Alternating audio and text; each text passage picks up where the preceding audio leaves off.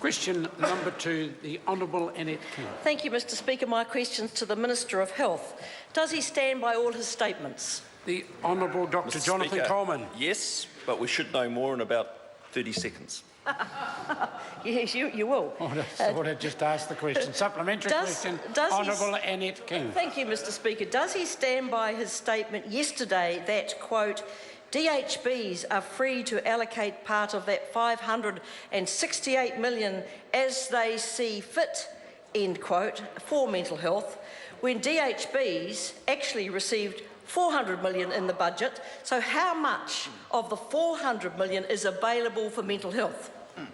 The Honourable Dr. Jonathan Coleman. Yes. Supplementary question. Supplementary question, the Honourable Annette King.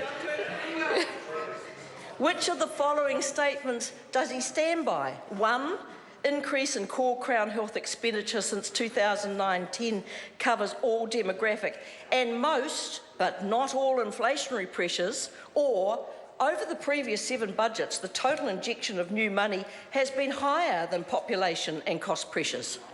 The Honourable Dr. Jonathan Coleman. Look, the member's premise to that question is flawed. It's vote health. It's not core Crown health expenditure. After 30 years, she should understand the vote structure. It's ridiculous.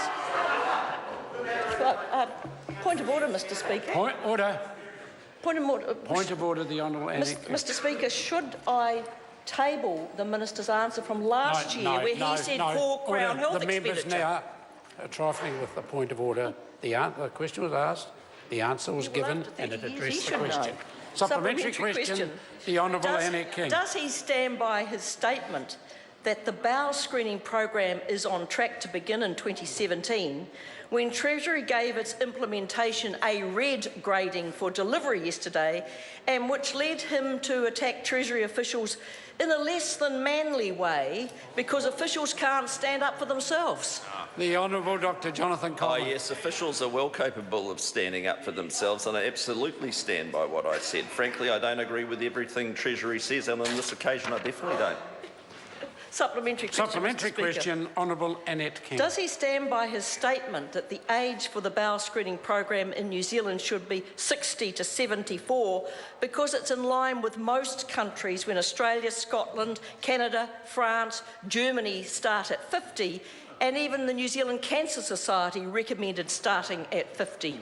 The Honourable Dr. Jonathan Coleman. Yes, I do, and I also stand by my statement that Labor, despite announcing back in 2008 they were going to start a program, never did anything and didn't spend a single dollar on it. Order. Mixed up, Supplementary question, the Honourable Annette King. Thank you, Mr Speaker. In light of his answer to Mike Hoskins on radio today, what is the amount of money that DHBs will have to absorb in related costs to the bowel screening program, and is that money to be taken out of DHB's budgets over the next 4 years? The Honourable Dr. Jonathan Coleman. Mr Speaker, it's quite clear there's $39.3 million over 4 years in this budget to commence the rollout, and that's the money that will fund that rollout and some of the broader national costs, but it's primarily for Wairarapa and Hutt Valley, and there's a progressive rollout over the next 3 years for the other 17 DHBs, because we're including Waitemata in the first 3 as well. Answer the question. Supplementary question, the Honourable Damien O'Connor. Thank you, Mr Speaker. To the Minister, when the Minister told the House on Tuesday that the Grey Base Hospital build was underway, did he know contracts for building, wiring and construction had not been finalised? The only action was to shift a crane onto the site. And is this another of his premature pronouncements for which he's becoming well known? The Honourable Dr. Jonathan Coleman. Well, at least I'm able to make a pronouncement rather than that member who won't even say whether he backs the Labor Greens deal.